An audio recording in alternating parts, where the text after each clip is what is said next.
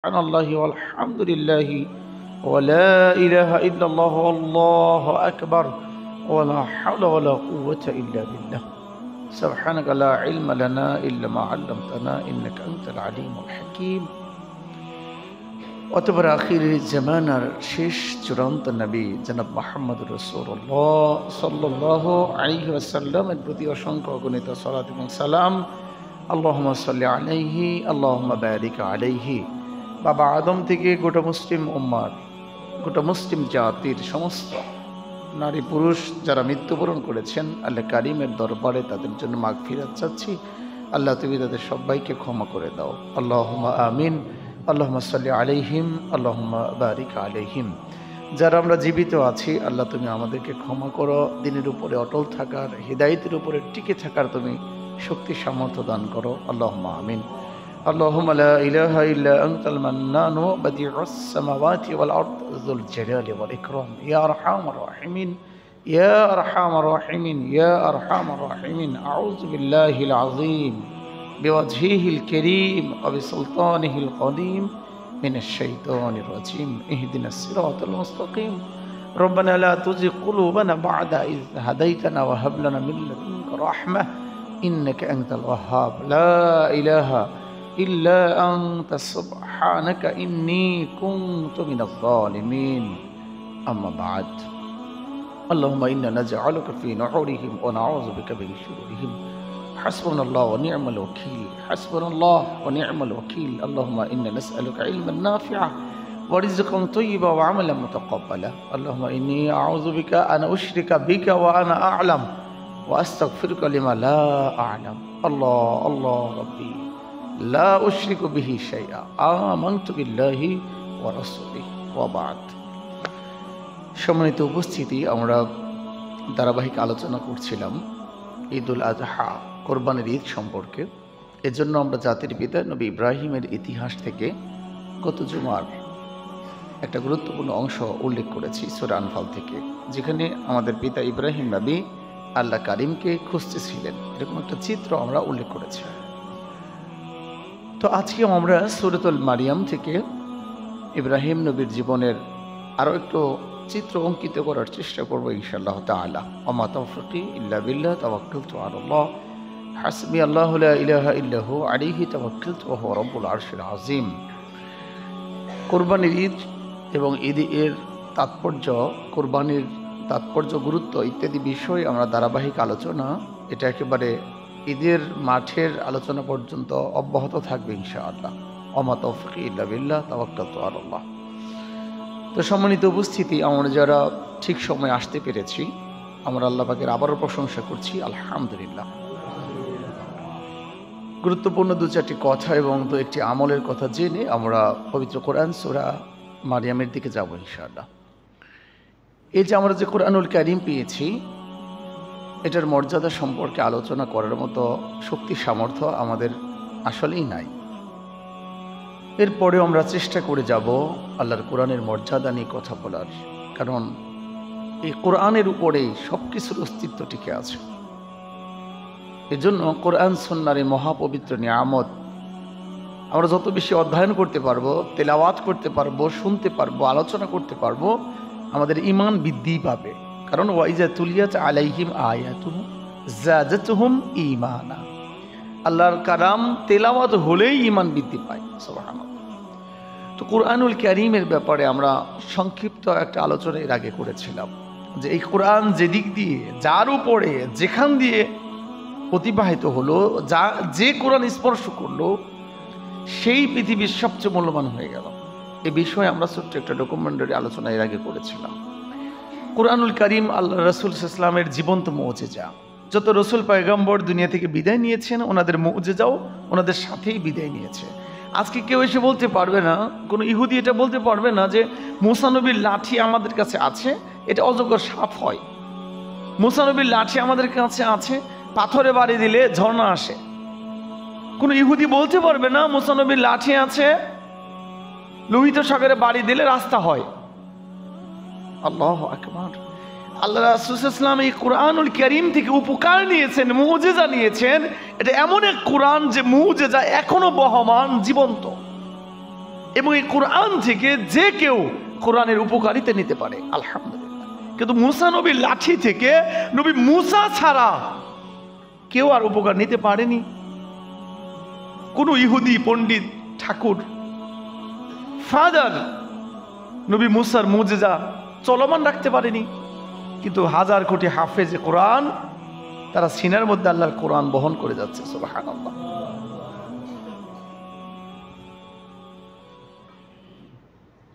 আপনারা সূরা আল কাহাফ পড়েছেন অনেকেই, ঘটনা অনেকেই শুনেছেন। যুবকরা ঘুমিয়েছিলেন 309 বছর। এই 309 বছরের কথাটা কোরআনে আসছে দুইবার, মানে দুই জায়গাতে। প্রথমে আসছে 300 বছর, এরপরে বলা হয়েছে আরো 9 বছর। আপনি অবাক হবেন, এ কথা কোরআনে এইভাবে থাকার কথা ছিল যে 309 বছর তারা ঘুমিয়েছেন, এভাবে নাই। আছে 300 বছর তারা ঘুমালেন এবং আরো 9 বছর। 9 কথাটা আবার নতুন করে আসছে। আল্লাহু আকবার আজিম।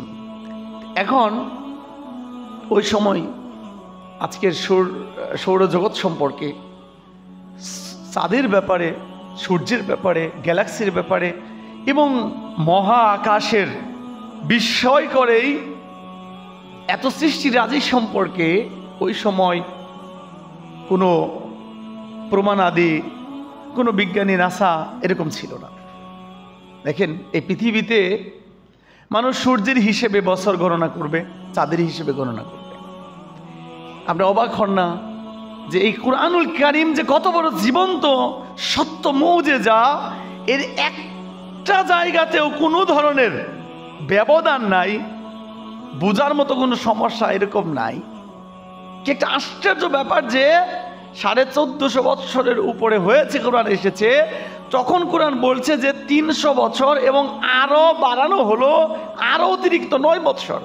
আপনি লক্ষ্য করলে বুঝতে পারবেন সূর্যের হিসাব আর চাঁদের হিসেবে বছরের তফাৎ হলো 11 দিনের। আল্লাহু আকবার। সূর্যের সাথে চাঁদের বাৎসরিক হিসাব 11 দিনের ডিফারেন্স আছে। তো সূর্যের হিসেবে যদি 300 বছর হয়, চাঁদের হিসেবে হয় 9 বছর। সুবহানাল্লাহিল আযীম ওয়া বিহামদি। এই সেই কোরআনুল কারীম। ছোট্ট একটা উদাহরণের আগেও আমি এক জায়গায় একটা প্রোগ্রামে দিয়েছি, এখানে আলোচনা করিনি। সূরাতুল লাহাব আমরা সবাই পড়ি, তাব্বাত ইয়াদা আবি লাহাবি ওয়া তাব। এখানে আবু লাহাবকে এবং তার ধন সম্পদ, তার স্ত্রী সবাইকেই ভৎসনা করা হয়েছে, কারণ আবু লাহাব নবীকে একটা কটু কথা বলেছিল। এটা কিন্তু ঘটেছে ইসলামের একদম প্রথম যুগে। ইসলাম প্রথম একেবারেই গোপন ছিল 3.5-3 বছর। তারপরে আল্লাহ পাক নবীকে এটা সবাই সামনে বলতে বলছেন। এজন্যই নবী পাহাড়ের পাদদেশে সবাইকে ডাকলেন। নবীর ডাকে সবাই দৌড়িয়ে গেল। তারপরে নবী কালেমার দাওয়াত দিলেন। একটা উদাহরণ দিয়েছিলেন, কালেমার দাওয়াত দিলেন। এই কালেমার দাওয়াত শুনে সবার আগে মন্তব্য করলো আবু লাহাব, এই অভিশপ্ত কাফের। সে নবীর দিকে পাথর ছুঁড়ে বলল, তাব্বাত লাকা ইয়া মুহাম্মদ। নাউযুবিল্লাহি মিন যালিক সাল্লাল্লাহু আলাইহি ওয়াসাল্লাম। এই কাফের নবীর হাত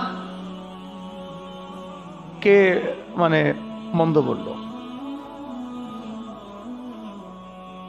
আল্লাহ কারীম তখন উল্টা করে আবু লাহাবের 2 হাত ধ্বংস হয়ে যাক, সে নিজেও ধ্বংস হয়ে যাক, তার সম্পদ এবং সন্তান কখনো কোনো কাজে আসবে না, তার স্ত্রীর লাঞ্ছনার কথা কিভাবে মারা যাবে ইত্যাদি সব আসলো।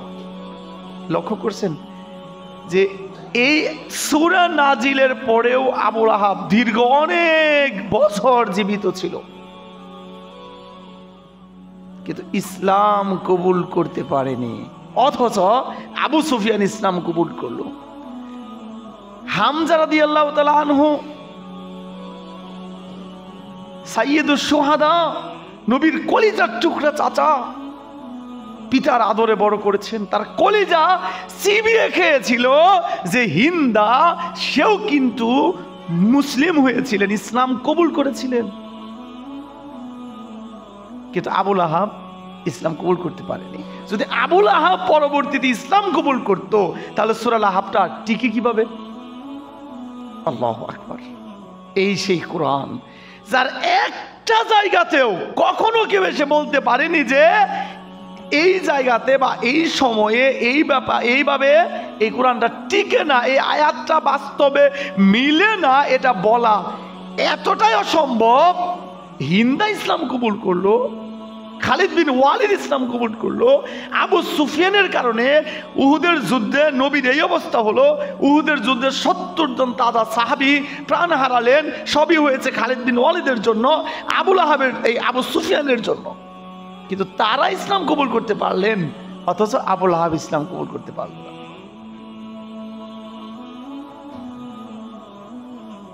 কখনো কোনো দিন আবু সুফিয়ানের ব্যাপারে, হিন্দার ব্যাপারে, খালিদ বিন ওয়ালিদের ব্যাপারে ইসলাম কবুলের আগেও কোনো ধরনের নিন্দানামা, কোনো ধরনের সংকেত, কোনো ধরনের তাদের বিরুদ্ধে কোনো কথা কোরআনে আসে নাই। আপনি লক্ষ্য করেন, সেম প্রত্যেকটা হাদিস এইরকমই। কোরআনের সাথে কোরআনের আয়াতের যেমন কোনো ধরনের দ্বন্দ্ব নাই, হাদিসের সাথে হাদিসের কোনো দ্বন্দ্ব নাই, আবার হাদিস এবং কোরআনের সাথেও কোনো দ্বন্দ্ব নাই। দ্বন্দ্ব হলো মুনাফিকের অন্তরে। যে যেখানে যতটুকু বুঝে না, যে যত মিথ্যা তরিকা ফিরকা আবিষ্কার করে, যারা হাদিসকে মিল না পেয়ে মনে করে হাদিস চলে না, হাদিসের ঝামেলা, শুধু কোরআনই মানতে হবে, যারা আহলে কোরআন হয় তাদের অন্তরের নিফাকে সমস্যা, কোরআনে হাদিসে কোনো গরমিল নাই। উদাহরণস্বরূপ আমি বলেছি, আমি যদি আপনাদের এখন কাউকে দেখতে না পাই, তাহলে আমি নিজের চোখকে দোষারোপ করতে পারি। আমি বলতে পারি না যেখানে কেউ নাই। আমি দেখি না, এটা আমার অযোগ্যতা, আমার চোখ নষ্ট হয়ে গেছে তাই দেখি না। আমি কারো কথা শুনতে পাই না, এই জন্য ব্যাপারটা এরকম না পৃথিবীতে কোনো মানুষ নাই।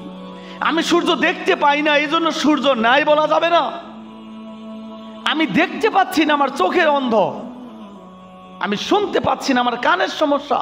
তাহলে কোরআন এবং সুন্নাহর মধ্যে কোনো ভুল নাই, কোনো ত্রুটি নাই, কোনো দ্বন্দ্ব নাই, কোনো দ্বিমত নাই যে বাহাস করতে হবে।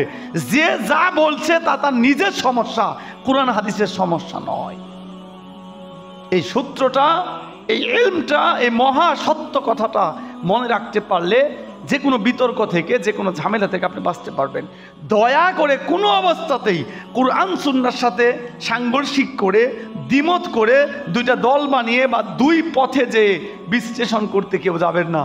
মনে রাখবেন, আপনি শুধু জানতে চাইবেন কোনটা হালাল কোনটা হারাম, আমার ইবাদত কতটুকু করতে হবে এটা জানতে চাইবেন। আইয়ুব নবীর কি অসুখ হয়েছিল সেটা জানতে চাইবেন না। সুলাইমান নবীর কজন স্ত্রী ছিল তা জানার আপনার কোনো দরকার নাই। দাউদ আলাইহিস সালাম কি করছিল তা জানার আপনার কোনো দরকার নাই। আপনার জানতে হবে ওই সব বিষয় যেগুলো মুহকাম, যেগুলো হুকুম আহকামের সাথে সম্পৃক্ত। হালাল কি, হারাম কি, জান্নাত কিভাবে, জাহান্নাম কিভাবে, কোনটা খাবো কোনটা খাবো না, কি করব কি করব না, আল্লাহর ব্যাপারে কি বিশ্বাস করব, নবীর ব্যাপারে কি বিশ্বাস করব, কবরের আযাব কিভাবে হবে, আখিরাত কিভাবে, এগুলো আপনি জানবো। কিন্তু যে সমস্ত আয়াত এবং হাদিস মুতাশাবিহাত অথবা ইস্তিহাদি বিষয়, এগুলো বড় বড় বিজ্ঞ আলেম ছাড়া বাকি কোনো পাবলিক তা নিয়ে আলোচনা করতে পারবেন, এটার মধ্যে আপনার কোনো দরকার নাই। আলিফ লাম মিম এই আয়াতের কোনো আমল আপনার করতে হবে না। আল্লাহ আপনাকে জিজ্ঞেস করবে না যে এই আয়াতের আমল কেন করলি না। আলিফ লাম মিম নাজিল হয়েছে, কোরআনের আয়াত, এটা অকাট্য মুআজিজা, এটা আল্লাহর চ্যালেঞ্জ, এটা আপনি আয়াত হিসেবে বিশ্বাস করবেন, সলাতে তেলাওয়াত করবেন, কোরআনে তেলাওয়াত করবেন, আপনার দায়িত্ব শেষ। আকিমুস সলাহ, এটা আপনি বিশ্বাস করবেন, তেলাওয়াত করবেন, আবার সলাত পড়বেন। আকিমুস সালাত এই আয়াতের মধ্যে আপনার কাজ আছে, কিন্তু আলিফ লাম মিম আয়াত আপনার কোনো কাজ নাই। অনুরূপ অসংখ্য হাদিস আছে যেখানে আপনার কোনো কাজ নাই, অসংখ্য আয়াত আছে যে আয়াতে কোনো আমল আপনার জন্য নাই। তাহলে কোরআনুল কারীম আল্লাহ পাকের এক মহা সত্য। আমরা চেষ্টা করব এখান থেকে আলো নেওয়ার জন্য, হেদায়েত নেওয়ার জন্য। আল্লাহ তুমি আমাদের সহজ করে দিও, আল্লাহুম্মা আমিন। ভূমিকা যে আমরা একটু আমল সম্পর্কে কথা বলতে চাচ্ছি। কালেমা তয়্যিবা যেটা লা ইলাহা ইল্লাল্লাহ, এটা আসলে খাস দিলে সদা সর্বদা জিকির আজকার করা, এই আমলটা এখনো পর্যন্ত আমরা অভ্যাস করতে পারলাম না। এই কালেমার মর্যাদাটা ওইভাবে বুঝতে পারলাম। আর কেউ কেউ মর্যাদা বুঝে এটা নিয়ে মাইকের উপরে উঠে লাফাইতে লাফাইতে পইরে হাত পা ভেঙে যেতেছে, মানে বেদাত পর্যন্ত চলে গেছে। আমরা লা ইলাহা ইল্লাল্লাহ জিকির না করে বুবার মতো জীবন কাটাইলাম, আর কেউ মাইক নিয়ে নিয়ে ঘুরতেছে ইল্লাল্লাহর জিকিরের জন্য। সমস্যা দুই জায়গাতেই হইল। কালেমার মর্যাদার একটা নজির দেখেন। আবু হুরায়রা রাদিয়াল্লাহু তাআলা আনহু বর্ণনা করছেন, একদা আমরা প্রিয় নবীকে নিয়ে কথাবার্তা বলছিলাম। সেখানে উমর এবং আবু বকরের মতো সাহাবী উপস্থিত ছিলেন। নবীজি আমাদের নিয়ে কথা বলছেন, দার্স দিচ্ছেন। হঠাৎ করে প্রিয় নবী উঠে চলে গেলেন, আমাদের কিছুই বললেন না। ঠিক আছে, আমরা অপেক্ষা করছি। অনেক লম্বা সময় গড়িয়ে গেল, নবীজি আসতেছেন না, নবীকে দেখতেও পাচ্ছি না কেউ। আবু হুরায়রা বলেন, আমরা দুশ্চিন্তায় পড়ে গেলাম। এটা মক্কায় থাকার ঘটনা, এমনি চারদিকে কাফের শত্রু। টেনশনে পড়ে গেলাম। আমি আবু হুরায়রা সবচেয়ে বেশি বিচলিত হয়ে গেলাম। আমি স্থির থাকতে না পেরে নবীকে খোঁজার জন্য বেরিয়ে পড়লাম। তো বনু নাজ্জার গোত্রের আনসারি এক ব্যক্তির একটা বিরাট বড় ফলের বাগান। আমি বাগানের চারদিকে ঘুরতেছি, কিভাবে ভিতরে যাব, কোনো রাস্তা খুঁজে পেলাম না। অনেক খোঁজাখুঁজির পরে দেখলাম একটা নর্দমার ড্রেন, মানে পানি নামতেছে, কাদা পানি, পচা পানির নামার একটা ড্রেন। বাউন্ডারির তল দিয়ে অনেক সময় একটু ফাঁকা থাকে না, তো এরকম একটা নর্দমার ড্রেন দিয়ে, কাদার ভিতর দিয়ে, নর্দমা দিয়ে আমি খুব কষ্ট করে এই বাগানের ভিতরে প্রবেশ করলাম। খুঁজতে খুঁজতে দেখলাম প্রিয় নবী মুহাম্মদ সাল্লাল্লাহু আলাইহি ওয়াসাল্লাম এই বাগানের মধ্যে বসে আছেন। আরে আবু হুরায়রা, তুমি এখানে কিভাবে, ব্যাপার কি? আমি বললাম, নবী, আমরা সবাই বিচলিত হয়ে পড়েছি, টেনশনে পড়ে গিয়েছি, না জানি আপনি কোন বিপদে পড়েছেন। কই না, এরকম কিছু না, সমস্যা নাই, যাও আমার জুতা দুইটার সাথে নিয়ে যাও, তুমি এই বাগান থেকে বের হয়ে মহল্লার দিকে যাও, যাকে তুমি সামনে পাবে তাকেই বলে দিও, কেউ যদি আসলেই হৃদয় থেকে বলে লা ইলাহা ইল্লাল্লাহ, তবে অবশ্যই সে জান্নাতে চলে যাবে, এই কথা তুমি জানিয়ে দাও। আমার জুতা নিয়ে যাও। জুতা হলো আপনার দলিল আর কি। আবু হুরায়রা যে নবীর কাছ থেকে আসছে, এটা তার প্রমাণ, এটা নিদর্শন। তো প্রিয় নবীর দুইটা জুতা নিয়ে আবু হুরায়রা এবার বাগান থেকে বের হইয়া হাঁটতেছে। ভাগ্য ভালো না খারাপ যাই হোক, প্রথমেই পড়ে গেছে গা উমর রাদিয়াল্লাহু তাআলার সামনে। বুঝিনি তো উমর রাদিয়াল্লাহু তাআলা কি জিনিস, এমনি নবীরে পায় না, মেজাজের অবস্থা কি, আর উমর তো উমরই, তো উমরের সামনে পড়ছে। তো উনি তো দায়িত্ব পাইছে, আবু হুরায়রা দায়িত্ব পাইছে নবীর কাছ থেকে, জুতা জোড়া সামনের দিকে দেখাইয়া বলতেছে, যদি কেউ বলে লা ইলাহা ইল্লাল্লাহ, সে ডাইরেক্ট সরাসরি জান্নাতে চলে যাবে। নবী আমার এই কথা বলার জন্য পড়ছে। বলা মাত্র এমন একটা ঘুষি উমর রাদিয়াল্লাহু দিছে আবু হুরায়রা। আবু হুরায়রা বলেন, আমি সাথে সাথে পিছনে পড়ে গেছি, মানে পিছনের দিকে পড়ে গেছে মাটিতে। তোমার থেকে উঠে বলে, ব্যাপার কি, আপনি মারলেন আমারে? সাবধান, সরাসরি তুমি নবীর কাছে ফেরত যাও, আর কাউকে এ ব্যাপারে কিছু বলবে না, চল। এবার ওমর রাদিয়াল্লাহু তাআলা সাথে করে আবু হুরায়রাকে নিয়ে প্রিয় নবীর কাছে গেলেন। বিনয়ের সাথে সালাম বিনিময় করে বললেন, নবীজি, আপনি কি আবু হুরায়রাকে এই কথা বলতে নির্দেশ দিচ্ছেন? নবী বলেন, হ্যাঁ, আমি তো বলছি তাকে এটা বলার জন্য। কি সমস্যা? তো আবু হুরায়রা কাঁদতেছে, বলতেছে, রাসূল আমাকে উনি ঘুষিতে ফালাই দিয়েছে, এই কথা বলাতে আমাকে মারছে।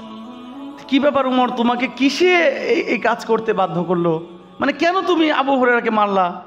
আমি তো বলতে বলেছি এই কথাটা। ওমর বিনয়ের সাথে বললেন, নবীজি, ইসলামের প্রাথমিক যুগ, সবাই মাত্র মুসলমান, সারা জীবনের কত অভ্যাস ছিল, কোনো আমল নাই। এখন যদি এই কথাটা প্রচার হয়, আর মানুষ যদি শুধু কালেমার উপরই ভরসা করে, কোনো আমল না করে, আমার এটা টেনশন হয়েছে প্রিয় নবী, এজন্য আমি তাকে এই ধমক দিছি, এই ঘুষি দিছি, ফেরত পাঠাইছি। নবী বলেন, আচ্ছা থাক, তাহলে এটা ছেড়ে দাও, কাউকে বলার দরকার নাই। সুবহানাল্লাহ। এর নাম প্রিয় নবী মুহাম্মদ সাল্লাল্লাহু আলাইহি ওয়াসাল্লাম। আল্লাহর তরফ থেকে ওহী পেয়ে, এই নির্জনতায় তিনি আল্লাহর পক্ষ থেকে এটা ওহী পেয়েছিলেন।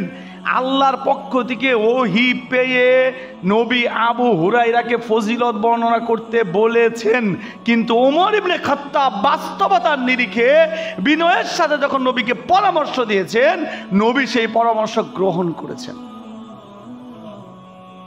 আর আমি আর আপনি, আমাদের যে ভাব, যে কথা, যে মানে রাজা চেঞ্জ হয়ে যেতে পারে, কিন্তু রাজার কথা নাকি চেঞ্জ হবে না। মানুষের কথা চেঞ্জ হবে না, এই জিনিসটা ভয়ঙ্কর একটা অহংকারের পরিভাষা।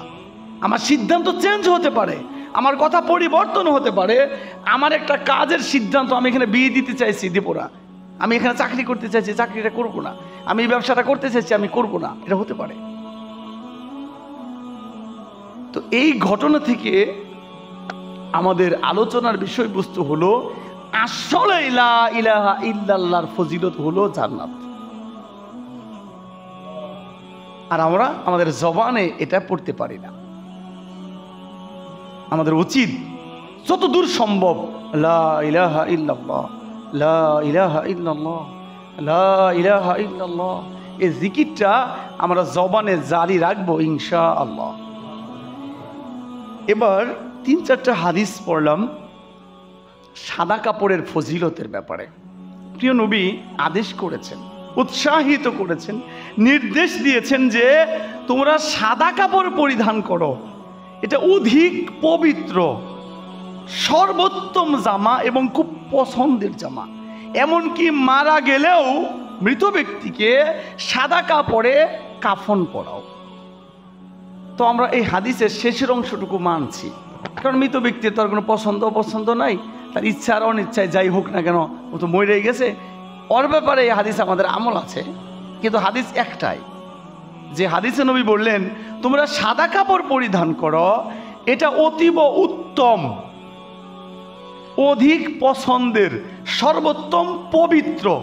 আমি 3-4টা হাদিস পড়লাম, আলাদা আলাদা শব্দ পেলাম।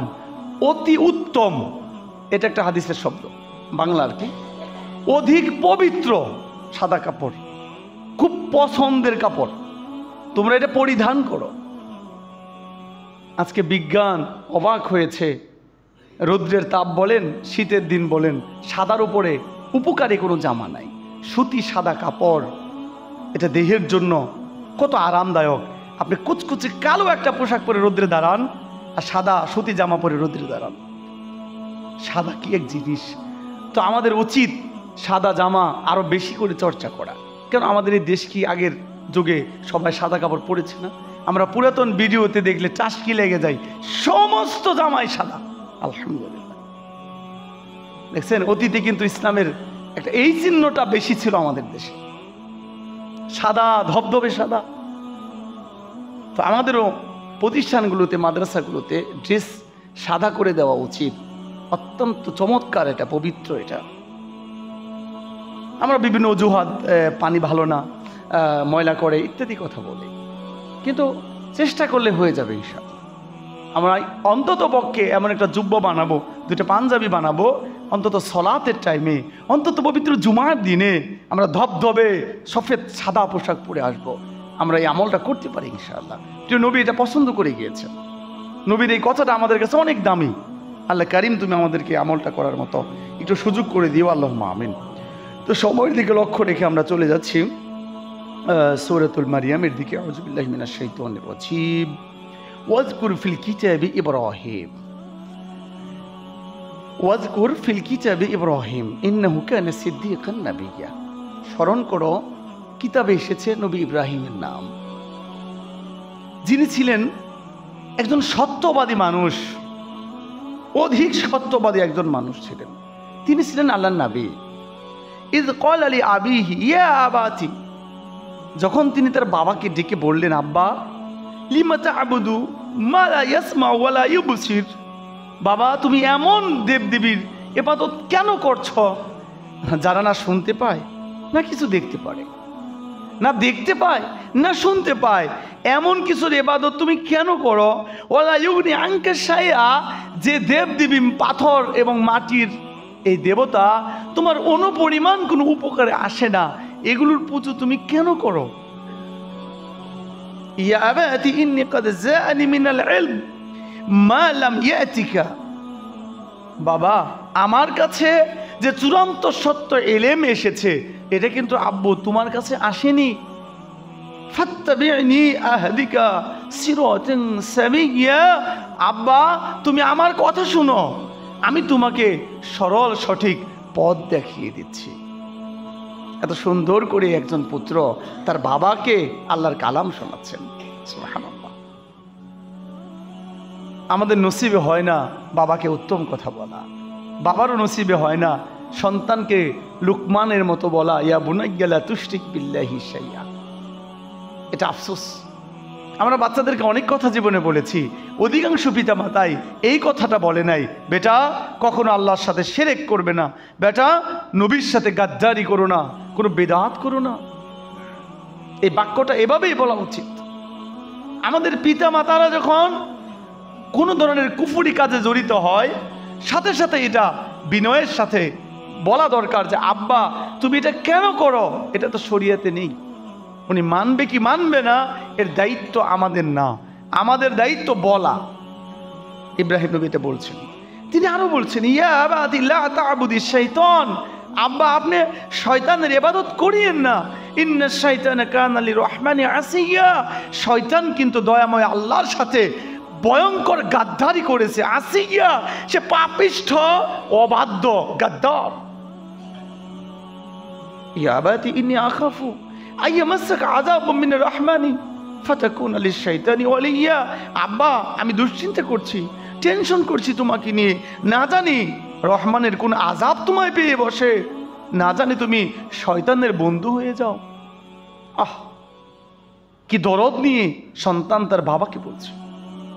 নবী ইব্রাহিম তার আব্বাকে বলছেন, আল্লাহর কালাম শোনাচ্ছেন। ক্বালা আরাগিবুন আনতা আন আলিহাতি ইয়া ইব্রাহিম। এবার আজর তারেখ যে ছিল মন্ত্রী, প্রধান ঠাকুর, আমরা আলোচনা কিন্তু করেছি। ইব্রাহিম নবীর আলোচনা এত ব্যাপক, 25টা সূরাতে 204খানা আয়াত, জানি না কয়টার তর্জমা করতে পারবো। কি চমকপ্রদ আলোচনাগুলো আল্লাহ পাক উল্লেখ করেছেন। 204খানা আয়াত 25 সূরাতে। আল্লাহু আকবার। তো এই কথা যখন নবী ইব্রাহিম তার বাবাকে বলছিলেন এতগুলো নসিহা, এবার আজর ইব্রাহিম নবীর বাবা উত্তর দিচ্ছে উত্তর, ক্বালা আরাগিবুন আনতা আন আলিহাতি ইয়া ইব্রাহিম, হে ইব্রাহিম তুই কি তাহলে আমার উপাস্যকে অস্বীকার করলি, মুখ ফিরিয়ে নিলি? লা ইল্লাম তানতাহি লা আরজুমান্নাকা ওয়াহজুরনি মালিয়া, যদি ইব্রাহিম তুমি আমার এই দেবদেবীগুলোকে পরিত্যাগ করো, তাদেরকে যদি মেনে না নাও, তবে আমি পাথর দিয়ে তোমার মাথা চূর্ণ বিচূর্ণ করে দেব, থেতলে গালিয়ে দেব, এমনকি তুমি আমার সম্মুখ থেকে চিরদিনের জন্য বেরিয়ে যাও, দূর হয়ে যাও। নাউজুবিল্লাহ। তাহলে সবার যে বাবা ভালো জুটবে এরকম নাও হতে পারে। ভাই এত দুঃখ কিসের, আফসোস কেন, এত ক্লান্ত যুবক কেন তুমি? সবার কি বাবা ভালো পড়বে? সবার বাবাই কি ইসলামিক মাইন্ডের হবে? আমরা কি ইতিহাস জানি না? কত ছেলে মেয়ে দিন মেনে চলতে চায়, পিতামাতা দিন মানতে দেয় না। তার মানে এই না যে ইব্রাহিম নবীর চাইতে তুমি খারাপ পিতা পেয়েছ। তোমার পিতা অন্তত ইব্রাহিম নবীর পিতার চাইতে ভালো, এটা মাথায় রেখো। পিতাকে মূল্যায়ন করো, পিতাকে সম্মান করো। এবার দেখো, এমন কথা বলার পরেও ইব্রাহিম নবী কি বলছেন, তোমার মধ্যে আমার মধ্যে নেই তো ইব্রাহিম নবীর আদর্শ। এত বিয়াদবি আচরণ পিতামাতার সাথে, ইসলাম নিয়ে হলেও তো এভাবে কথা বলা যায় না। অনেক পণ্ডিতরা এই কথাটা বলেছেন অনেক আলেমদেরকে, যে আপনি তো নবী মুসার চাইতে উত্তম না, আর আমি তো কাফের, এই ফেরাউন, মুসা নবীর সাথে ফেরাউন ছিল, আমি তো ফেরাউনের চাইতেও খারাপ না। মানে কেউ যদি দাওয়াত দেয় ভয়ঙ্কর ভাবে, ইসলামী পদ্ধতিতে না, উত্তম ভাবে দাওয়াত না দেয়, তাকে আপনি এই কথা বলতে পারবেন যে আপনি কিন্তু নবী মুসার চাইতে উত্তম না, আর আমি কিন্তু ফেরাউনের চাইতে খারাপ না। অথচ আল্লাহ নবী মুসাকে আর তার ভাই হারুনকে ফেরাউনের দরবারে পাঠানোর সময় বলে দিয়েছিলেন, এই উত্তম ভাষায়, নম্রতার সাথে, বিনয়ের সাথে, খুব কোমলতার সাথে তাদেরকে দাওয়াত দিও। তাহলে নবী মুসা যদি ফেরাউনকে উত্তম ভাবে দাওয়াত দিতে পারে, আর আমি আপনাকে এই বড় বড় চোখ করে দইরা বসতাছি, এটা কোন ইসলাম প্রচার? আমি তো মুসা নবীর চেয়ে উত্তম না, আর আপনি তো ফেরাউনের চাইতে খারাপ না। দেখেন এইরকম আচরণ পিতা করলো, এমন কথা বললো যে তোর মাথা থেতলে দেবো, দূর হ আমার সামনে থেকে। তাও মালিয়া মানে জীবনেও আর তোর চেহারা আমি দেখতে চাই না, এটা আমাদের বাংলাদেশের ভাষায়। তোর চেহারাটা আমি জীবনে দেখতে চাই না, চিরদিনের জন্য আমার চোখের সামনে থেকে চলে যা, না হলে তোর মাথা আমি থেতলে দেবো। তুই আমার দেবতার বিরুদ্ধে কথা বললি। এর চাইতে ভয়ঙ্কর ভাবে এই আজর নবী ইব্রাহিমকে ধমকাচ্ছিল। নবী ইব্রাহিম কি বললো দেখেন, ক্বালা সালামুন আলাইকা, বাবা আপনার উপরে শান্তি বর্ষিত হোক। সালামুন আলাইকা, বাবা আপনার উপরে শান্তি আসুক। সালামুন আলাইকা, বাবা আপনার শান্তি হোক। আল্লাহ আমার বাবার শান্তি দাও, রহম করো, যেটা আমাদের ভাষায়। সাস্তাগফিরুকা সাস্তাগফিরু লাকা রব্বি, অচিরে আমি আমার রবের কাছে তোমার জন্য ক্ষমা প্রার্থনা করব। ইন্নাহু কানা বি হাফিয়া, আল্লাহ বড্ড করুণা এবং দয়াশীল। ওয়া আ'তাজিলুকা ওয়া মা তাদউনা মিন দুনিল্লাহ ওয়া আদউ রব্বি, আমি তোমাদেরকে এবং তোমাদের উপাস্যগুলোকে পরিত্যাগ করলাম, আমি আমার রবকে ডাকবো। আসা আল্লাহ আকুনা বিদুআই রব্বি শাকিয়া, আশা করা যায় আমার রব আমার দোয়াকে ফেরত দেবেন না। কিন্তু আল্লাহ কিন্তু ইব্রাহিম নবীর দোয়া ফেরত দিয়েছেন, কবুল করেন নাই। আপনি বুঝেন এত মানে এইরকম কেন আপনি, মানে আপনি এটা মনে করেন কেন যে দোয়া করলে কবুল হতেই হবে? এটা তো একটা অহংকারের পরিচয়। মানে আপনি আল্লাহর কাছে কিছু চাইবেন আর পেয়ে যাবেন, এটা আপনি মনে করলেন কেন? মানে দোয়া করলেই কবুল হয়ে যাবে, এটা আপনাকে কে বলেছে?